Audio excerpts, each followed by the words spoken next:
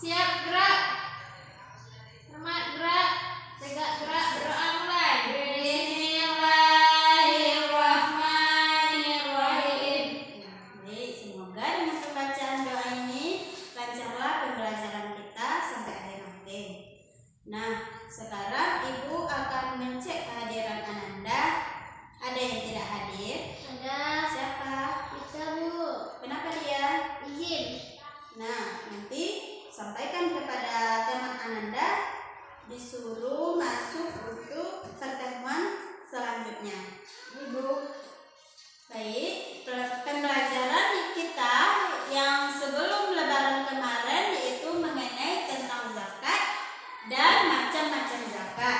Nah, hari ini kita akan belajar mengenai tentang ketentuan zakat menurut hukum Islam dan pengelolaan zakat berdasarkan undang-undang. Nah, ada yang punya spidol? Ada, Bu. Nah, hari ini kita akan mempelajari tentang zakat. Nah, zakat ini merupakan salah satu rukun Islam. Yang keberapa? 4. Nah, rukun Islam yang keempat. Jadi, hari ini kita akan mempelajari tentang ketentuan zakatnya. Jadi, tujuan dari pembelajaran kita hari ini yaitu peserta didik diharapkan untuk dapat memahami ketentuan zakat dalam hukum Islam secara benar. Yang kedua, peserta didik diharapkan untuk dapat memahami tentang pengelolaan zakat menurut undang-undang. Nah, kita bahas sedikit zakat. Ada anak ibu yang tahu apa itu zakat? Tidak. Sebelum Lebaran kemarin di bulan Ramadan, adakah anak ibu memberikan beras atau uang kepada orang tertentu? Ada, Bu. Tidak. Nah, kepada orang tertentu maka itu disebut dengan zakat. Baik kita itu mengantarkan kepada masjid ataupun orang-orang yang kita beri pada saat bulan Ramadan kemarin. Nah, kita masuk kepada pembelajaran. Itu zakat ini terbagi menjadi 2. Secara bahasa itu artinya suci atau bersih. Sedangkan secara istilah yaitu zakat ini berarti mengeluarkan sebagian harta yang kita miliki dengan jumlah dan ketentuan tersebut dan diberikan kepada orang-orang tertentu yang disebut dengan mustahik zakat. Nah, jadi zakat ini juga dijelaskan di dalam Al-Quran, Quran surah Al-Baqarah ayat 43.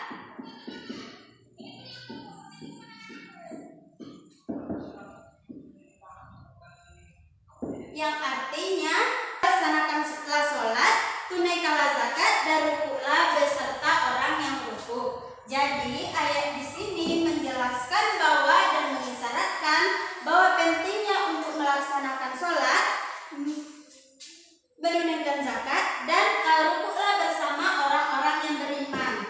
Nah, selanjutnya yaitu mengenai mustahik zakat tadi. Apa itu mustahik? Ada yang tahu? Nah, mustahik zakat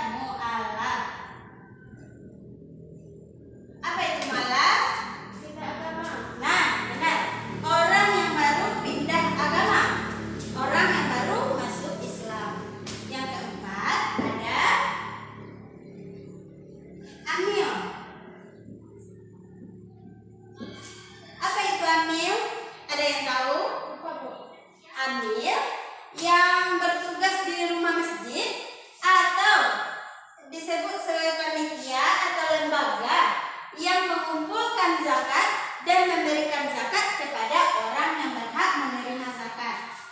Yang kelima ada rikab. Apa? Yang kelima adalah rikab, yaitu orang yang apa? Nah, yang keenam ada garim. Garim adalah orang yang memiliki hutang banyak, tetapi dia juga tidak memiliki harta untuk membayar hutangnya tersebut.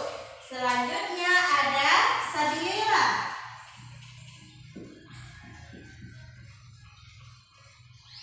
Sabilillah, ada yang tahu? Sabilillah adalah orang yang sedang dalam perjalanan. Yang terakhir ada Ibnu Sabil.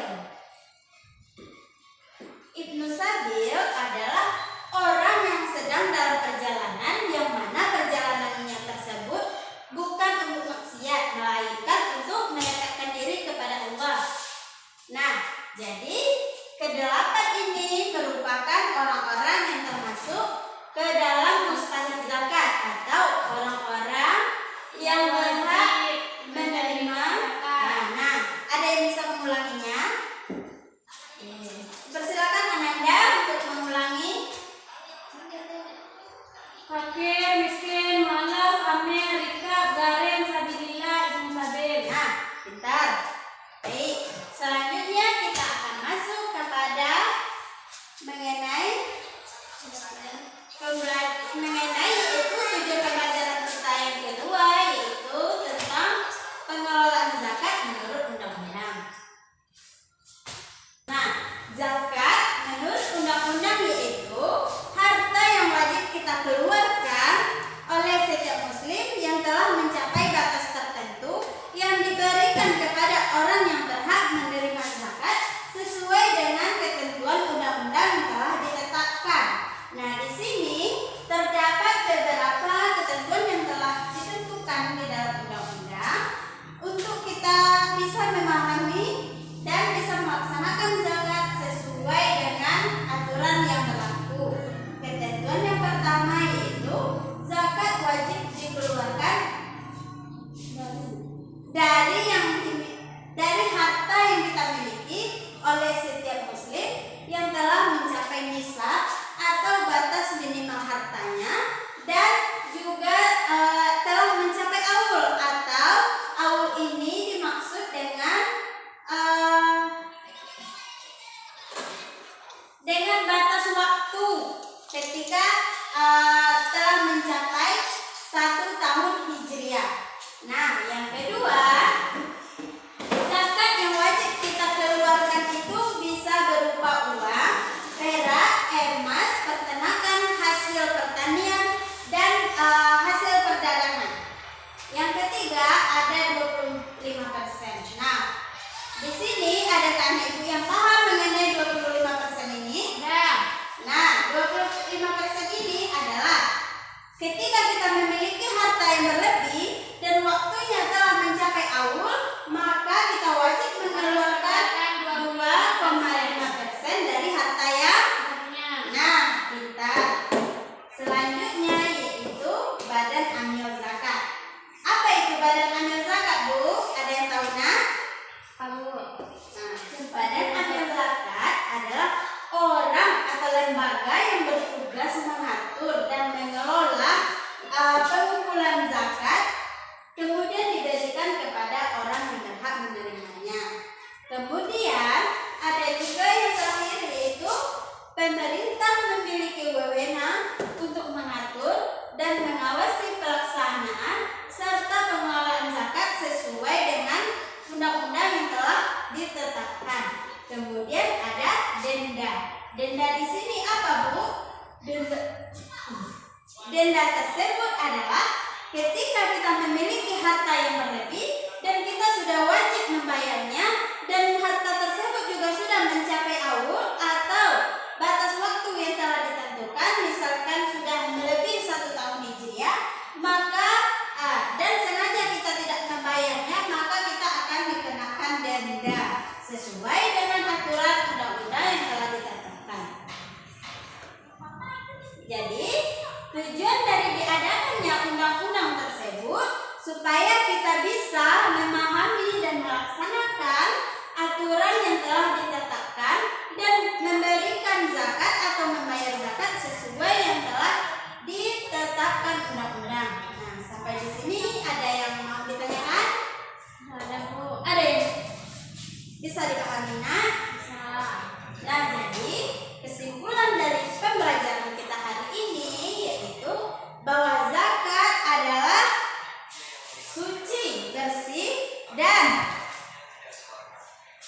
dan zakat secara istilah yaitu mengeluarkan sebagian harta yang kita miliki dengan jumlah dan ketentuan tersebut dan diberikan kepada orang-orang yang termasuk ke dalam mustahik zakat ini. Siapakah dia? Hakim. Isin. Nah, Alam. ya. Nim. Rika. Karim. Sabilullah. Nah, inilah orang yang termasuk ke dalam jadi orang mustahik zakat ini berhak menerima zakat ketika 1 tahun sekali, itu di mana? Bulan Syawal? Di bulan, benar, di bulan Ramadan. Dan adapun pengelolaan zakat menurut undang-undang yaitu ini dia. Zakat diwajibkan dikeluarkan yang dimiliki oleh setiap muslim dengan jumlah 2,5% dari harta yang kita miliki. Dan ada juga pengelolaan zakat yang dikelola oleh Badan Amil Zakat untuk mengurus zakat kemudian diberikan kepada orang yang berhak menerimanya. Sedangkan pemerintah di dalamnya yaitu memiliki wewenang serta mengawasi pelaksanaan pengelolaan zakat tersebut. Baik, mungkin itu saja pembelajaran kita hari ini. Ibu harapkan anak ibu bisa memahami pembelajaran kita. Untuk selanjutnya yaitu tugas di rumah yaitu mengerjakan di bukunya halaman 20 dan kumpulkan minggu depan sebelum pembelajaran